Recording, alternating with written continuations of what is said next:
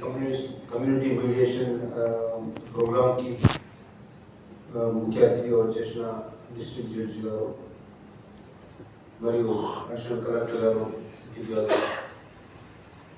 మరియు sub collector గారు, వేదిక పైన రాజేంద్ర రెడ్డి సీనియర్ ఎమ్మెల్యే గారు, స్టేట్ బార్ కౌన్సిల్ మెంబర్ మరియు బార్ అసోసియేషన్ అధ్యక్షులు సాయిరెడ్డి గారు, మరియు లీగల్ సర్వీసెస్ సెక్రటరీ గారు, వేదిక మిగతా ఆనరబుల్ జడ్జెస్, ఇక్కడికి వచ్చిన మీడియేషన్ సెంటర్ అధ్యక్షులు మరియు తర్వాత పత్రికా విలేకరులు, ఇక్కడికి వచ్చిన ప్రముఖులకు అందరికీ, మా పోలీస్ ఆఫీసర్స్కి అందరికీ పేరు పేరుగా ధన్యవాదాలు తెలియజేస్తా ఉన్నాం. ఇది ఒక నానుడి ఉంది, రాజీ మార్గమే రాజమార్గం అని పాతకాలం నుంచి ఒక నానుడి మనకు ఉంది. మేడం గారు ఈ కమ్యూనిటీ మీడియేషన్ సెంటర్ ద్వారా వచ్చే ప్రయోజనాలు, లిటిగేషన్స్ను ఫర్దర్గా కొనసాగించకుండా ఉంటే వచ్చే లాభాలు, కొనసాగిస్తే వచ్చే నష్టాలు చాలా డీటెయిల్గా చెప్పారు. ముఖ్యంగా దీనికి ద్వారా ఈ కమ్యూనిటీ మీడియేషన్ సెంటర్ ద్వారా పరిష్కరించే సమస్యలను మనం చిన్న చిన్నవిగా చూస్తాము, కానీ అవి పెద్దగా సమాజంలో సొసైటీలో అండర్స్టూడ్కి దారితీసే సందర్భాలు కూడా చాలా ఉంటాయి. కొన్ని సందర్భాల్లో ప్రాణాలు పోయే అవకాశం కూడా ఉంటుంది. కాబట్టి మనం మొక్కలోనే సమస్యలు మొక్కలోనే ఉన్న దశలో చూచేస్తే అవి మనకు పెద్ద సమస్యలుగా ఆవిర్భవించకుండా మనకు ముందుకు మనం కాపాడగలుగుతాం. ఈ కమ్యూనిటీ మీడియేషన్ సెంటర్లో ఈ మీడియేట్ చేసే వ్యక్తులను చాలా విభిన్న రకాలుగా వెరిఫై చేసి సమాజంలో ఎలాంటి గొడవలకు, ఎలాంటి చెడు ప్రవర్తన కానీ, లేకపోతే క్రిమినల్ కేసులు కానీ, ఇంకా ప్రవర్తనలో ఎలాంటి లోపాలు లేకుండా ఉన్న వ్యక్తులను, అన్బయాస్డ్ పీపుల్ని చాలా రకాలుగా వెరిఫై చేసి సెలెక్ట్ చేయడం జరిగింది. దాంతోపాటు వీళ్ళు ఏం చేస్తున్నారు అనేది కూడా మీడియేషన్ లీగల్ సర్వీసెస్ వాళ్ళు రకరకాల వ్యక్తులు వాళ్ళను కూడా మానిటర్ చేస్తూ ఉన్నారు.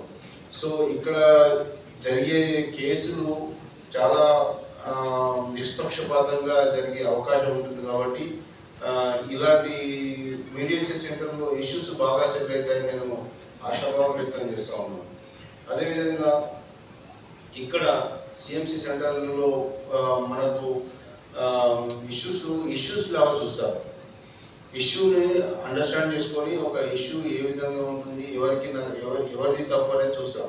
అదేవిధంగా ఇప్పుడు దీంట్లోకి వచ్చే కేసులు జనరల్గా ఊళ్ళ నుంచి వస్తాయి, లేకపోతే మన ఏరియాలో సిటీ బస్తీలలో నుంచి వస్తాయి.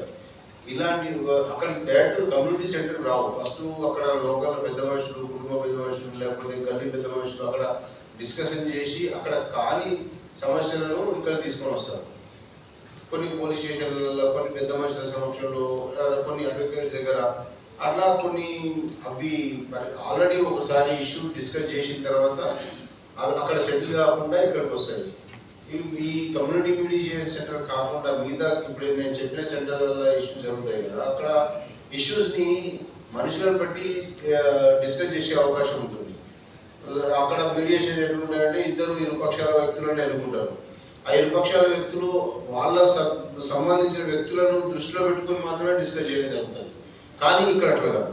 ఇక్కడ ఈ ఇష్యూకి సంబంధించిన వ్యక్తులు మీడియేటర్లో ఉంటారు. వాళ్ళు ఇష్యూగా చూసి రెండు వర్గాలలో ఎవరు అగ్రెసివ్ ఉన్నారు, ఎవరు తప్పు చేస్తున్నారు అనేది నిష్పక్షపాతంగా అవగాహన చేసుకునే అవకాశం ఇక్కడ ఎక్కువ ఉంటుంది. అలాంటి సందర్భాల్లో తీర్పులు కూడా మనం చేసే డిస్కషన్ కూడా అదే ఓరియంటేషన్ జరుగుతుంది. కాబట్టి ఇక్కడ జరిగే తీర్మానాలు, ఇక్కడ జరిగే పరిష్కారాలు చాలా ఉన్నతంగా ఉంటాయని మనం ఆశిస్తున్నాం. ఇది పబ్లిక్లోకి వెళ్ళగలం.